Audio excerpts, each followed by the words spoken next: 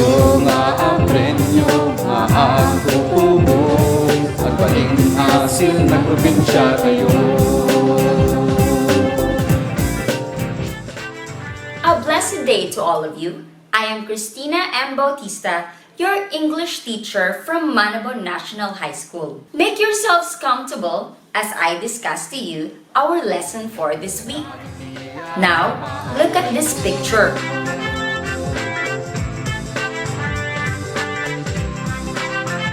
Today, we will embark in another challenging yet vital lesson in English 10. Be sure to have your module entitled Making Judgment about a Range of Texts, Quarter 1, Week 7. And of course, your paper and ballpen. Also, before we start, make sure to answer what I know on page 1. In this activity, you will read the excerpts and answer the questions that follow. Be sure that you have checked them with your answer keys. This module aims to help you to become more critical of the content of what you are reading, noting that great literary texts are not always about happy endings, remarkable feats, superpowers, and adventures.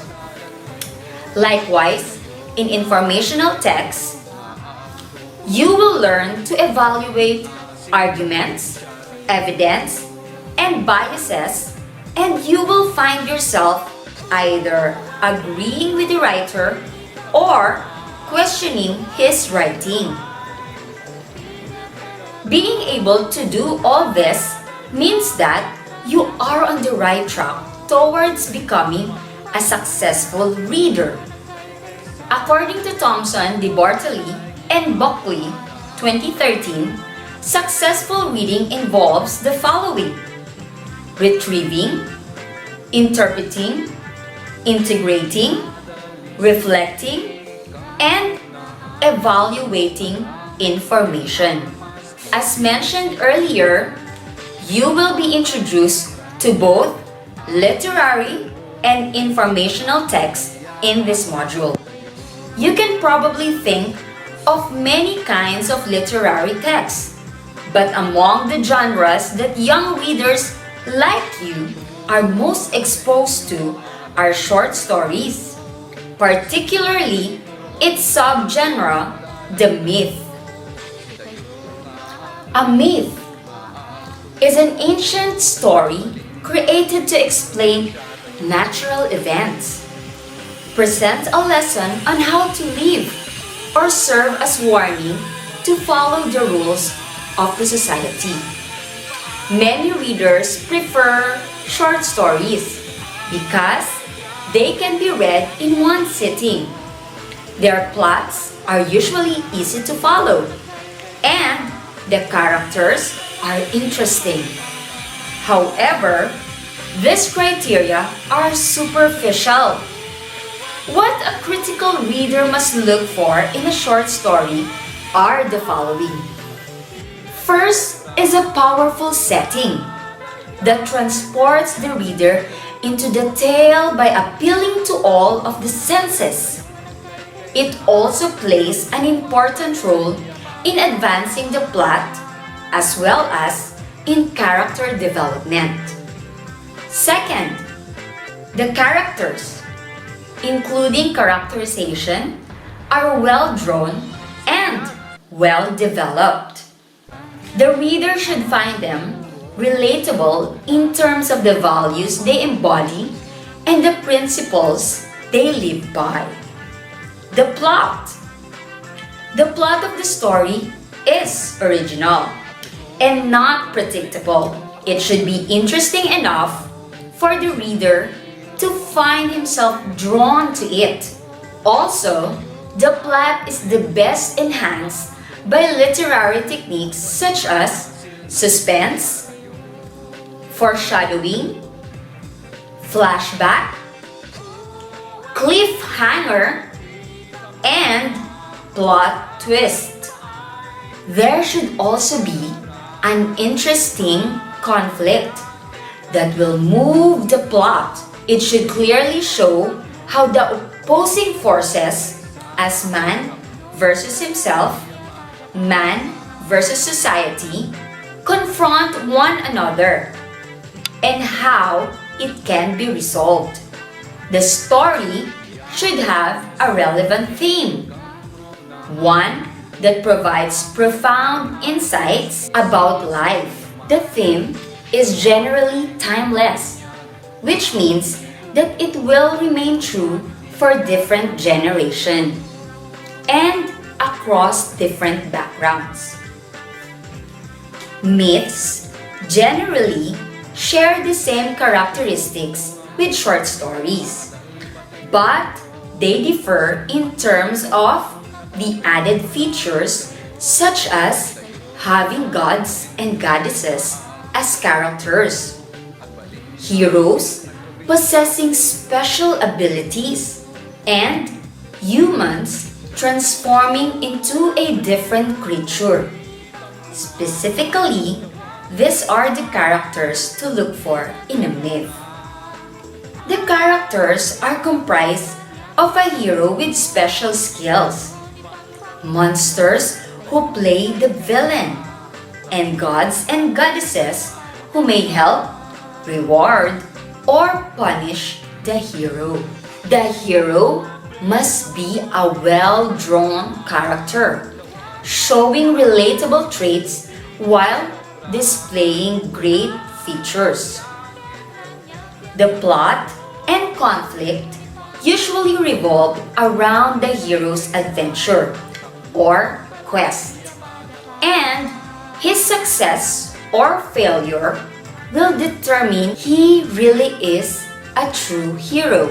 One of the common twists in the plot of a myth is metamorphosis, or the transformation of a character into a different creature, such as a bird, a monster, or a plant.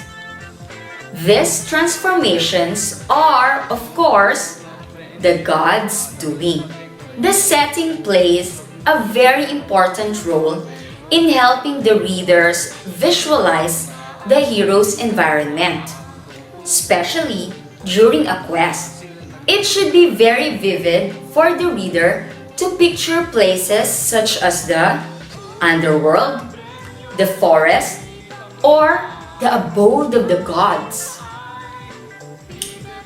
The myth should leave the readers with a life lesson, anchored on the general theme that good deeds are rewarded and evil is punished. The lessons are usually about moral conduct.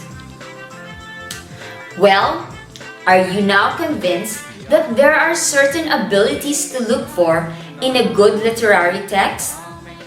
But what does it take to convince you to believe or to do or not do something?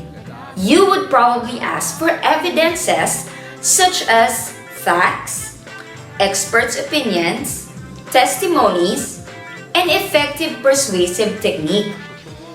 All these are components of a persuasive text. Persuasive essay refers to the kind of writing which presents reasons and examples to effect thought and or action. It requires the clear statement of an opinion and reasons, or specific examples to support the said opinion, with the intention to persuade or to convince the readers. The writers usually follow this structure. Statement of the thesis, or the theme, topic of an argument.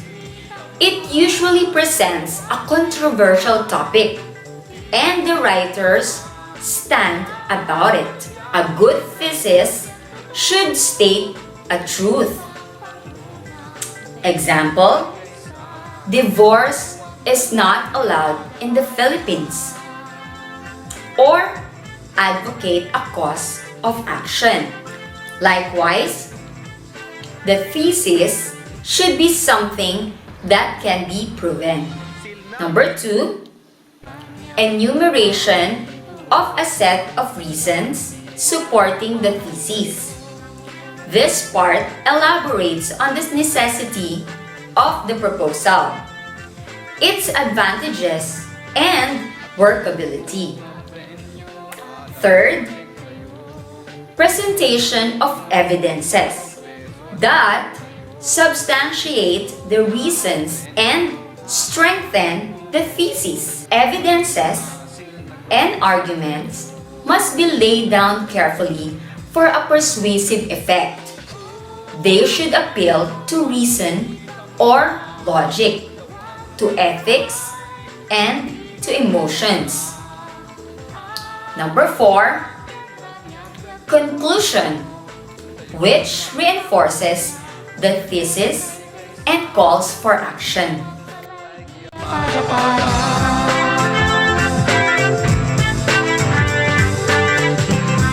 These parts are interrelated, but the value and effectiveness of persuasive essays rely heavily on arguments. This is why, as a critical reader, you need to know how to evaluate arguments before you can say that the text is convincing or not. An easy way to do this is to remember the acronym TELLS. TELLS. Thesis, evidence, logic, language, and style.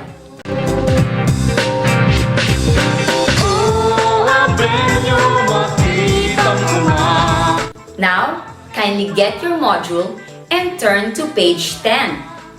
Let us answer Activity 4 to determine whether they are good characteristics of a narrative or an opinion. Persuasive, argumentative article. Number 1. It has a plot that is clear, predictable, and cliché. Number 2. It expresses meanings that are true for different groups of readers. Number 3. It contains themes about human nature and human experience and conveys messages that will appeal to any generation of readers. So which of these 3 are good characteristics of a narrative? Congratulations! All your answers are correct.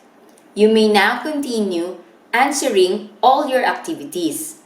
Thank you so much for learning with me. I pray that you finish answering your module and that you accomplish your summative test and performance task. I pray that you'll be truthful in accomplishing your task. God bless you. Be safe.